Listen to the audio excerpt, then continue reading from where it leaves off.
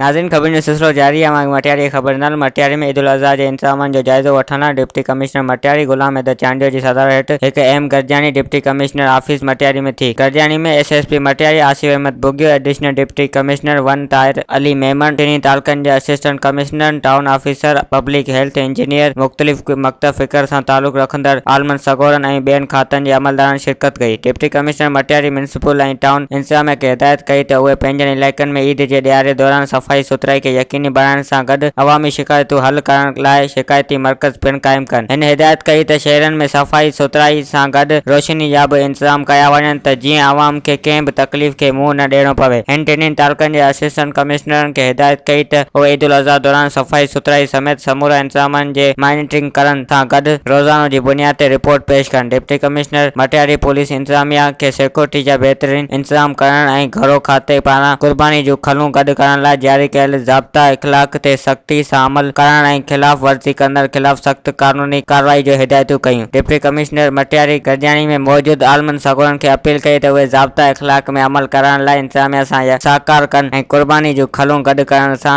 अॻुवाट deputy commissioner office मां इजाज़तनामो वठो। वधीक ख़बरनि ऐं तफ़सील लाइ विज़िट कयो अवामी news Facebook page, YouTube page ऐं अवामी न्यूज़ वेबसाइट।